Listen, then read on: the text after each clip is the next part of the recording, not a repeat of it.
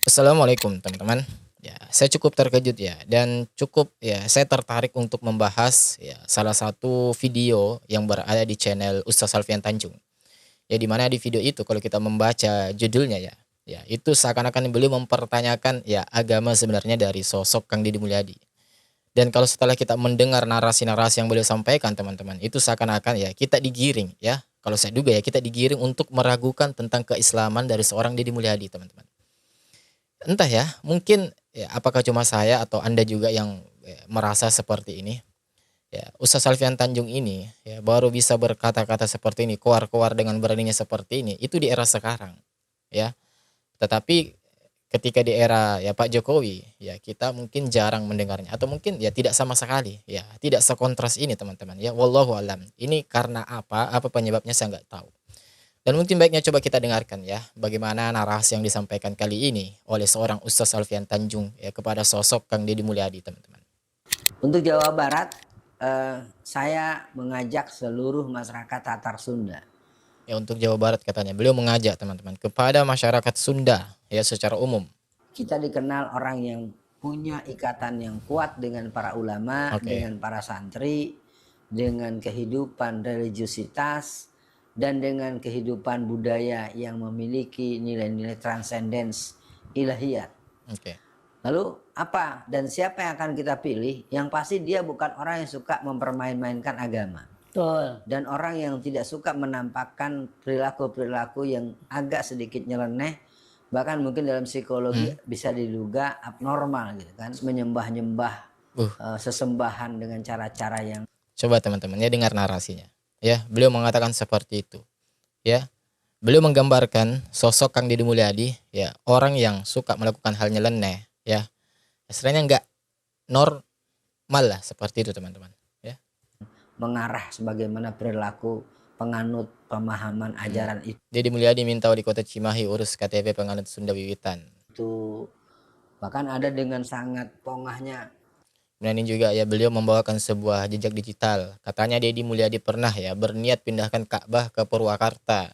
Nanti biar dipindahkan saja itu Ka'bahnya ke Purwakarta. Nah, hal itu menurut saya tetap masuk pada bentuk yang tidak patut. Iya. Bahkan dalam konteks akidah itu bisa disebut pelecehan agama. Kalau perspektifnya akidah. Kalau perspektif hukum mungkin akan dibahas secara mendalam soal delik dan segala macam. Yang lain-lain buat Jawa Barat perlu mengingat ulang bahwa penataan-penataan yang pernah dilakukan 10 tahun berselang. Kelihatannya dengan nomor yang sama-sama 3. Maka dulu pada Pak Ahmad Heriawan telah memimpin sekian waktu dan menunjukkan satu progres dan proses yang sedemikian rupa. Yang tentunya hari ini kebetulan kita punya juga calon yang telah mendapatkan dukungan penuh dari para pondok pesantren. Karena kebetulan ada orang yang memang sudah cukup dibahasakan. Betul kata Bung Kameramen, saya tidak terlalu berat menyebut nama Ustadz Ahmad Saihu dan Bapak Ilham Habibi. Kenapa? Karena di Reaksi Anies Baswedan terima kunjungan Ahmad Syaiqo Ilham Habibi, beri doa dan harapan ya bagi sana juga Jabar. ada P3. Ini yang kemudian menjadi janggal bagi saya pribadi teman-teman. Setiap Ustaz Alfian Tanjung ini menyinggung atau ya menyerang sosok Kang Deddy Mulyadi, beliau selalu yang mengcompare ya, tentang pencapaian-pencapaian atau kebaikan-kebaikan daripada Anies Baswedan. Jadi seakan-akan antara sosok Kang Deddy Mulyadi dan Anies Baswedan itu seakan-akan dibenturkan, kemudian ya diberi penjelasan kepada umat bahwa Anies Baswedan loh yang lebih baik, yang terbaik dibandingkan yang ini. Ya. Kalau saya duga seperti itu, entah kalau kalian ya teman-teman seperti apa. Tetapi kalau kita melihat ya beberapa video beliau akhir-akhir ini seperti itu. Ya tidak jarang beliau membawa juga menyangkut pautkan dengan nama Anies Baswedan. Ya entah apakah beliau ini belum bisa move on terhadap kekalahan beliau ya, Pak Anies Baswedan ya, Pilpres ya tahun lalu atau bagaimana ya, wallahu a'lam. Dan di sana juga ada partai yang punya ikatan kemasyarakatan yang kuat dan gerakan-gerakan dakwah yang kuat. Begitu Bung Kamera. Kalau kita baca berita Bang Alfian ini dari Ar-Rahmah, FIS atau Forum Islami Jawa Barat, Bupati Purwakarta Deddy, seorang penghayat Sunda Wiwitan. Ya sampai beliau membawakan ya berita seperti ini ya, menyampaikan sebuah artikel bahwa Bupati Purwakarta Deddy seorang penghayat Sunda Wiwitan.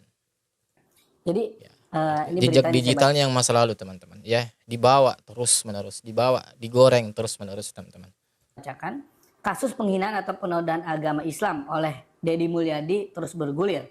Teraktual, Forum Islami atau FIS Jawa Barat mengungkapkan bahwa Deddy Mulyadi adalah seorang penghayat Sunda Wiwitan.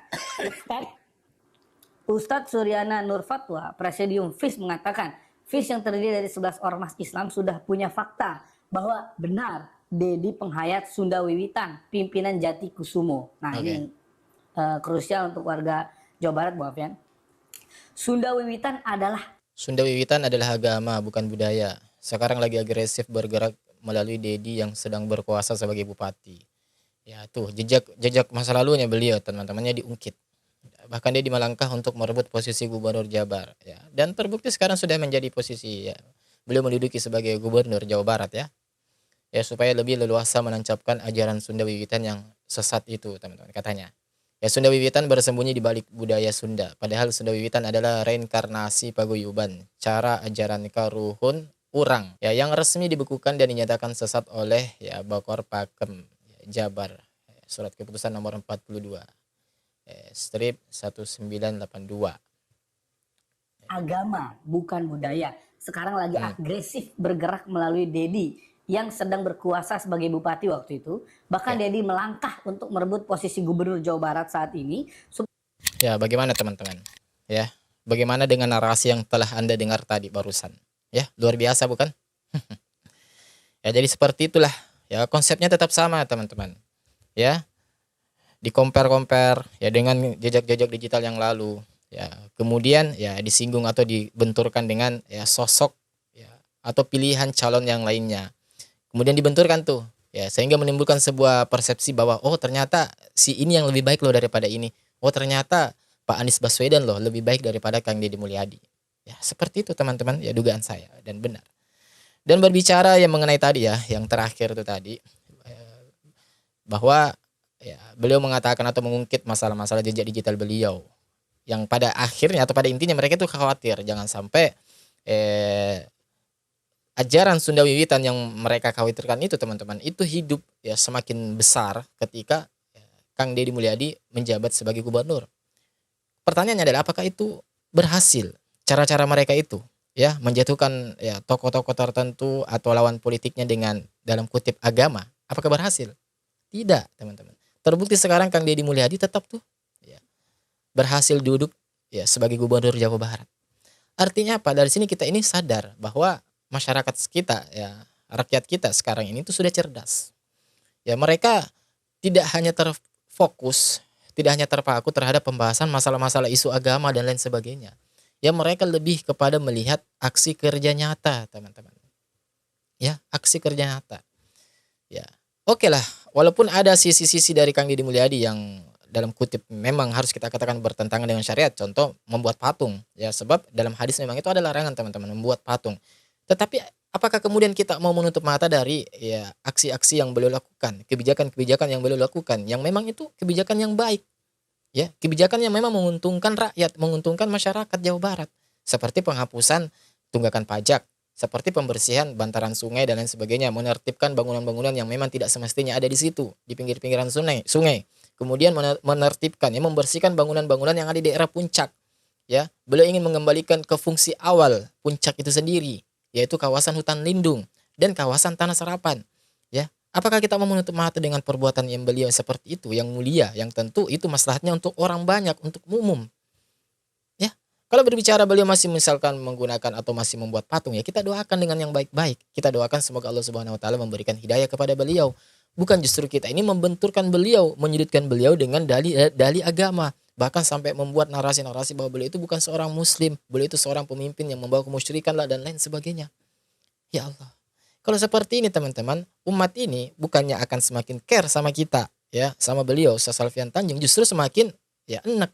Yang awalnya mungkin ya saya rasa di antara kalian mungkin yang nonton video ini, mungkin awalnya kalian itu respect atau kagum terhadap sosok ya Ustaz Alfian Tanjung. Tetapi semakin kesini ketika beliau semakin intens nih ya menyerang nih ya sosok daripada Kang Deddy Mulyadi, maka tentu kalian akan merasa kok kayak gini ya, kok Ustaz Alfian Tanjung kayak semakin kesini ya. Ya, semakin ke sini makin ke sono. Ya kurang lebih seperti itu teman-teman. Ya apalagi beliau tadi kita lihat beliau mengcompare teman-teman. Beliau membahas juga Pak Anies Baswedan ya dengan narasi-narasi yang positif. Jadi dari sini ya jangan salahkan ketika ada di antara kita yang kita memiliki persepsi bahwa oh Ustaz Alfian Tanjung berkata seperti ini tuh karena ada tujuannya, yakni tujuannya politik ya. Itu ya ada sebagian dari kita pasti akan berpikir seperti itu dan ya tidak boleh disalahkan ya. Tidak boleh disalahkan sebab ya itu tadi bagaimana kita dengar tadi narasi yang disampaikan oleh Ustaz Alfian Tanjung ya. Kemudian di video yang kemarin saya bahas juga ya, ketika beliau mengatakan bahwa seolah-olah Kang Deddy Mulyadi itu seorang pemimpin ya dukun lah, musuh Islam lah dan lain sebagainya. Kemudian di pertengahan video apa? Ya beliau membahas juga Pak Anies Baswedan. Ya kekalahannya Pak Anies Baswedan. Katanya apa? Ya kalau misalkan Pak Anies Baswedan kemarin itu ya beristilahnya bertarung di Pilpres itu dengan cara fair, ya maka tentu Pak Anies Baswedan tidak akan kalah. Ya coba teman-teman. Ya beliau bisa menjustifikasi dengan hal yang seperti itu. Ya beliau bisa membuat sebuah pernyataan dengan hal yang seperti itu. Jadi seolah-olah kalahnya Pak Anies Baswedan itu karena dicurangin. Absolut dicurangin pasti. Ya, padahal itu kan semua hanya ya perdugaan, ya dugaan semata. Ya, kecuali beliau memiliki bukti yang konkret ya dan ya jelas ya dan juga diputuskan oleh MK. Kan ini kan ada MK nih, ya.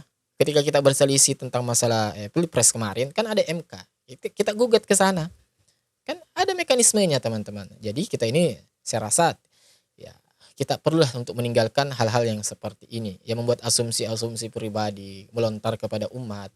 Ya, syukur-syukur kalau berita itu benar, tapi kalau tidak, nggak ada dasarnya, bisa-bisa jadi fitnah teman-teman. Ya, dan yang paling minimal kalau nggak jadi fitnah, paling minimal itu akan jadi sebuah kegaduhan.